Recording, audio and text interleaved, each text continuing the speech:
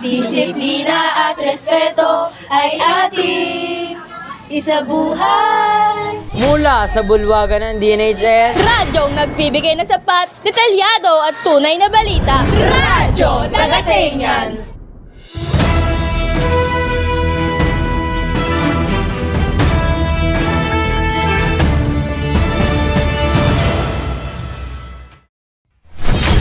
Isang maligayang araw sa ating lahat.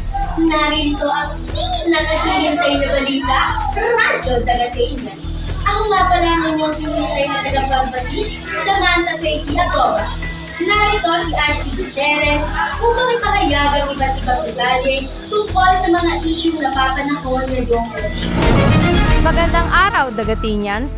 Narito ang inyong tagapagbalita mula sa Radyo Dagatinyans, Ashley Gutierrez.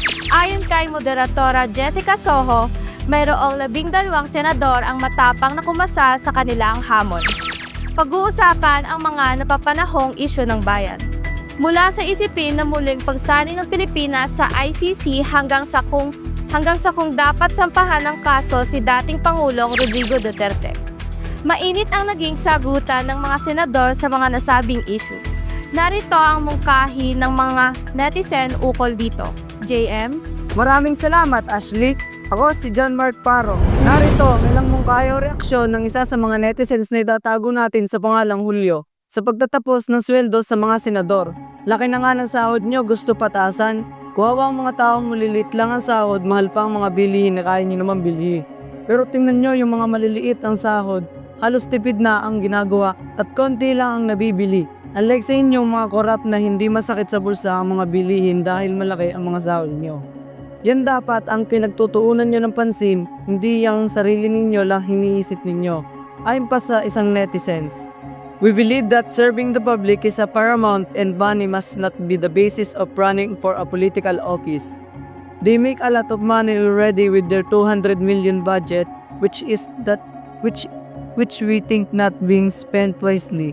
Love for public service must be the sole and ultimate consideration. Balik sa'yo, Samantha. Maraming salamat, Paro!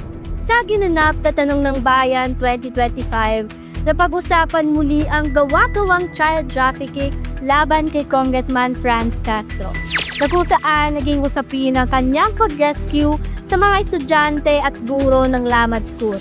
Tatalakayin natin ito sa pagbabalik ng Radyo Dagatinyans.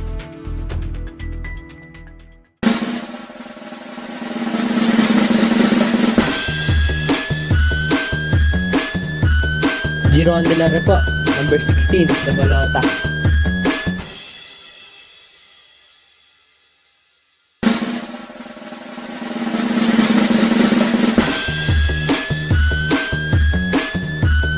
Giron de la Repo, number 16 sa Balota.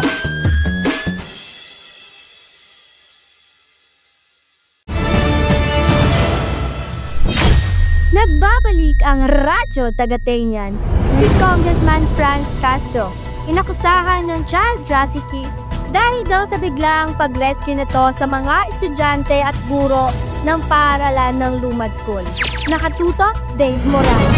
Maraming salamat, Sam. Ako si Dave Moran, ang inyong tagapagbalita. Napag-usapan sa Tanong ng Bayan Face of 2025 ang naturang kaso daw ni Congressman Franz Castro ayon kay Senator Bato de la Rosa. May mga tao kumayon dito at mayroon din naman mga tao na nagsabi na si Senator Bato ang dapat ipulong. Pakinggan natin ang kanilang panig, Emerald. Magandang araw, Dagatinyans. Ako si Emerald Lambit, ang inyong masidhing tagapagbalita. Narito ang ilan sa mga comments ng mga tao ukol sa issue na ito. Mayroong mga umayon dito. Sabi ni Jasmine Mendoza na turingang mamabatas si Bato, hindi alam ang proseso nito. Hindi ba niya alam ang may bilyon? Kaso na yun kay Congressman Castro at may apil pa. May mga netizen din na naghihintay sa pagdating na ICC sa Pilipinas. Ngunit mayroon ding mga nagsabi na malapong dumating ang ICC sa Pilipinas dahil sa mga korupsyon. Mayroon pang ibang mga hinain ang mga netizens tututukan kay Danica. Magandang araw, Dagatinyans. Ako si Danica Malvar, masipag at maasahan yung tagapagbalita. May mga hinaing pa ang mga taong nakapanood ng Tanong ng Bayan Face of 2025. Ayon sa ibang netizens, sana may tanong kung nasa uli na ni Bong Revilla ang mahigit 124 million pesos na ipinapasauli sa kanya ng korte. Mayroon ding pakitanong nga po kung talagang tutuparin nila ang kanilang mga pangako.